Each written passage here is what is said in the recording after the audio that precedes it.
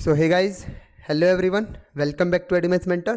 तो आपको पता है हम यहाँ पे लास्ट वीडियो को स्टार्ट करने वाले हैं। हमने अपना लेक्चर बीच में छोड़ दिया था। जो टॉपिक है, जो थ्योरम है लास्ट लेक्चर की, वो हमने उसका एक पार्ट प्रूव किया था। दैट इज़ हमने काइनेटिक एनर्जी निकाली थी अबाउट प्रिंसिपल एक्सिस, ठीक है, in terms of moment of inertia and product of inertia. और आपने देखा लास्ट में जब वो काइनेटिक एनर्जी डिराइव होके आई, लास्ट में आया हमारा फॉर्मूला काइनेटिक एनर्जी का in terms of moment of inertia and product of inertia. कहाँ है प्रोडक्ट ऑफ इनर्शिया? नहीं है ना। तो मैंने आपको बोला था जो प्रिंसिपल एक्सिस के अबाउट प्रोडक्ट ऑफ इनर्शिया होता है वो वैसे भी क्या होता है, जीरो। तो वो एच वाले आर्टिकल में ही खत्म हो गया था वहीं पे, ठीक है ना। तो हमने यहाँ पे तो एच की वैल्यू पुट की है, तो अब वो एच में ही नहीं था तो यहाँ पे तो कैसे आएगा, उसका कोई मतलब यहाँ पे आने का रास्ता ही नहीं है, ठीक है।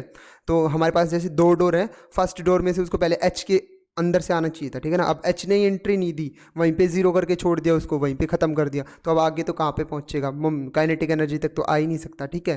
तो product of inertia principal axis के अबाउट जीरो होता है, तो उसकी टर्म्स यहाँ पे आई नहीं, ठीक है।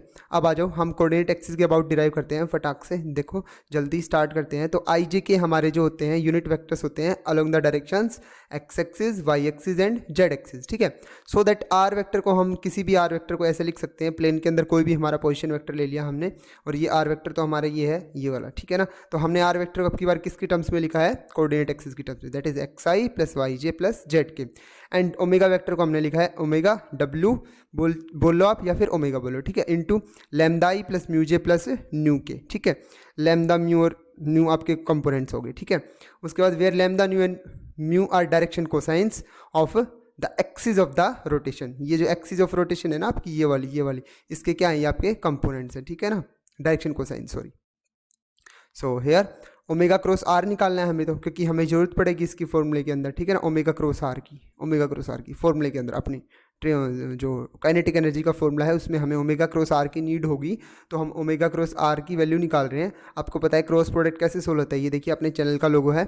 अगर आपको कंटेंट अच्छा लगे तो आप लाइक करके जा सकते हैं। टू बी ऑनेस्ट, अगर आपको अच्छा नहीं लगे तो आप डिसलाइक भी कर सकते हैं, और अगर आपको अच्छा लगता है तो प्लीज़ ज़रूर कमेंट करके जाएं ताकि मेरे को थोड़ा सा मोटिवेशन मिले, ठीक है। सो देखिए, अगर आपकी हेल्प हो रही है ना, थोड़ी सी भी हेल्प आपको लग रही है, हाँ 15, 20, 30, 40, 50% मुझे हेल्प मिल रही है, तो आप प्लीज़ चैनल को लाइक करके जा सकते हैं और सब्सक्राइब भी करके जा सकते हैं, ठीक है, और कमेंट करके जाएँ। तो चलिए आगे शुरू करते हैं। कमेंट से और कुछ नहीं, जस्ट थोड़ा सा मोटिवेशन मिलेगा बस। So omega cross r, omega की value i j k, omega की वैल्यू पुट करते हैं हम, omega lambda omega mu omega nu, क्योंकि जब भी आप इसके अंदर मल्टीप्लाई करोगे तो ये कंपोनेंट्स आएंगे, ओमेगा लैम्डा ओमेगा न्यू और ओमेगा न्यू, ठीक है। तो ये तीनों हमने पुट कर दिए। उसके बाद आर वेक्टर के components that is x y और जेड, ठीक है। अब इस डिटरमिनेंट को सोल्व करना आपको आता है, 12th क्लास का कंसेप्ट है, तो किसी के भी अलोंग सोल्व कर लीजिए आप। यहाँ पे इसने R1 के अलोंग सोल्व कर रखा है, ठीक है।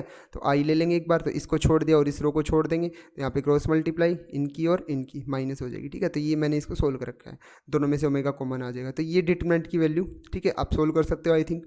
तो omega mu z minus nu y into y, ये दिस एंड दिस, ठीक है। तीनों कंपोनेंट्स आ गए हमारे पास आई जे के। अब ओमेगा क्रॉस आर का हमें तो स्क्वायर चाहिए, ठीक है ना, मैग्नीट्यूड का स्क्वायर चाहिए एनर्जी के लिए, क्योंकि क्या होता है, एनर्जी क्या होती है, काइनेटिक एनर्जी होती है, क्या होती है, हाफ एम वी का स्क्वायर, वेलोसिटी का स्क्वायर। और हमने वेलोसिटी ये रीजन बता रखा है मैंने, और वेलोसिटी क्या होती है, ओमेगा क्रॉस आर, इसीलिए तो हमने ओमेगा क्रॉस आर निकाला। हम यहाँ पे डायरेक्ट वेलोसिटी की वैल्यू भी पुट कर सकते थे, बट वेलोसिटी है तो नहीं, हमने इसको चेंज किया एंगुलर वेलोसिटी में, ठीक है। और हम यहाँ पे एंगुलर वेलोसिटी को ही जानते हैं क्योंकि हमारा मोशन रोटेशन है, रोटेशन हो रही है यहाँ पे, ठीक है। तो एंगुलर डिस्प्लेसमेंट टेक प्लेस कर रही है, तो एंगुलर वेलोसिटी आ रही है, ठीक है। तो यहाँ पे हमने ओमेगा क्रॉस आर डिराइव करा, ठीक है। तो ओमेगा क्रॉस आर का स्क्वायर निकालेंगे अब। तो अब ये पता है आपको, ये वेक्टर है और वेक्टर का स्क्वायर कैसे निकलता है, उसके मैग्नीट्यूड का स्क्वायर हो जाता है, ठीक है ना। तो पहले तो मैग्नीट्यूड निकालेंगे, आई के कंपोनेंट का स्क्वायर, जे के कंपोनेंट का स्क्वायर, के कंपोनेंट का स्क्वायर, अंडर रूट आता है। अब अंडर रूट से ये स्क्वायर क्या हो जाएगा, कैंसिल, तो सिर्फ ये कंपोनेंट्स बचेंगे। ओमेगा स्क्वायर तीनों में से क्या आ गया common, this quantity square, this quantity square and this quantity square, ठीक है। अब आप बारी बारी करके इनके स्क्वायर्स को ओपन कीजिए, तो a माइनस बी का होल स्क्वायर, b माइनस सी का होल स्क्वायर, और कुछ भी बोल लीजिए, a माइनस बी का होल, तीनों में a माइनस बी का होल स्क्वायर ओपन होगा, ठीक है। तो यहाँ पे मैंने होल स्क्वायर ओपन कर रखा है, ये देखिए इसी टर्म को लिखा अगेन, यहाँ पे A square plus B square minus 2ab, again A square plus B square minus 2ab, again A square plus B square minus 2ab, तो तीनों होल स्क्वायर्स को ओपन कर दिया।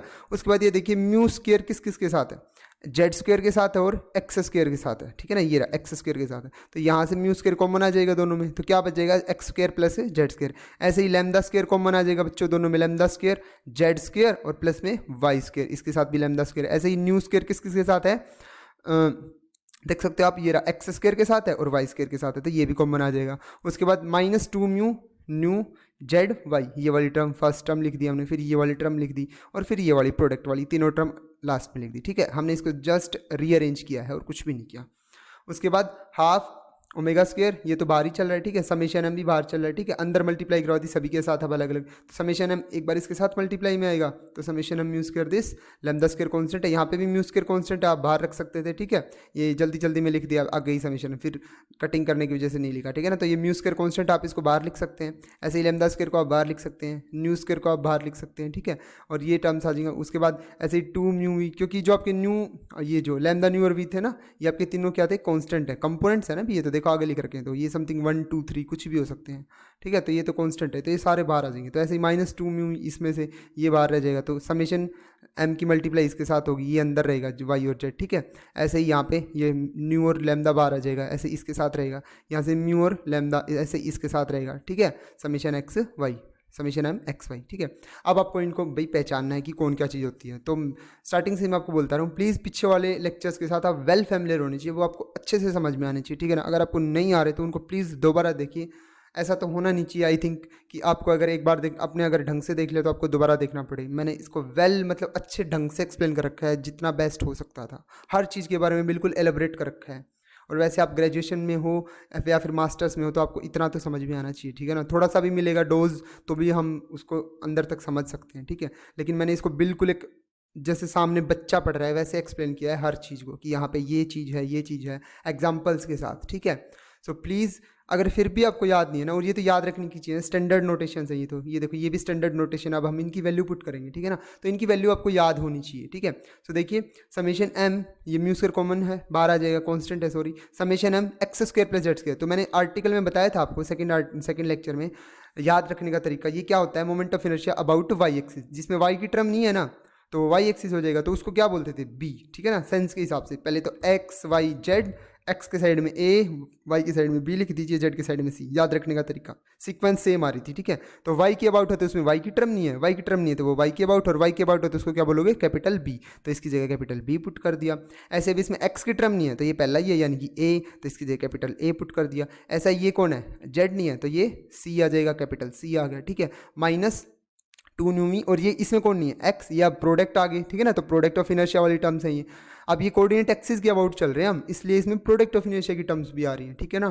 प्रोडक्ट ऑफ इनर्शिया सिर्फ प्रिंसिपल एक्सिस के about 0 होता है, ठीक है, कोऑर्डिनेट एक्सिस के अबाउट नहीं होता, ठीक है। सो देखिए तो यहाँ पे कौन आ रहा है, जेड और वाई, यानी कि एक्स की टर्म नहीं है ना, तो इसको क्या बोलेंगे हम, डी, ठीक है। इसकी सीक्वेंस क्या बताई थी, डी ई एफ एक्स वाई जेड, तो एक्स के साथ डी, वाई के साथ ई और जेड के साथ एफ बोल दीजिए। यहाँ पे कौन नहीं है, वाई नहीं है, तो वाई नहीं है तो क्या हो जाएगा, यहाँ पे ये ई हो जाएगा, तो यहाँ में हमने इसको ई लिख दिया। अब यहाँ पे कौन नहीं है, जेड नहीं है, तो ये एफ हो जाएगा, ये सारी कॉन्स्टेंट है इंटू एफ, ठीक है ना। तो ये जो आया ना अपने पास ये सारा सीन, इसमें देखो अब कौन कौन आ रहा है, ए बी सी, ठीक है ना, terms of moment of inertia, और ये कौन आ रहा है, D E F, terms of product of inertia, ठीक है। तो हमने डिराइव कर लिया काइनेटिक एनर्जी को in terms of moment of inertia and product of inertia, और इस कंप्लीट को मैं एक बार के लिए आई लिख रहा हूँ, कोई बात नहीं, ठीक है। तो हाफ ओमेगा स्क्वायर आई मेरे पास आ गई क्या, अपनी काइनेटिक एनर्जी, और आई की वैल्यू मैंने यहाँ पे ये बता दी कि ये होती है भी, ठीक है। तो यहाँ पे देखिए कुछ थोड़ी लिखी है थोड़ी सी, where A B C are moment of inertias about the axis X Y and Z, ठीक है। A B C X axis के सॉरी एक्स वाई जेड के अबाउट क्या होते हैं अपने मोमेंट ऑफ इनर्शिया की टर्म्स, और डी ई एफ क्या होती हैं, प्रोडक्ट ऑफ इनर्शिया की टर्म्स होती हैं, ठीक है।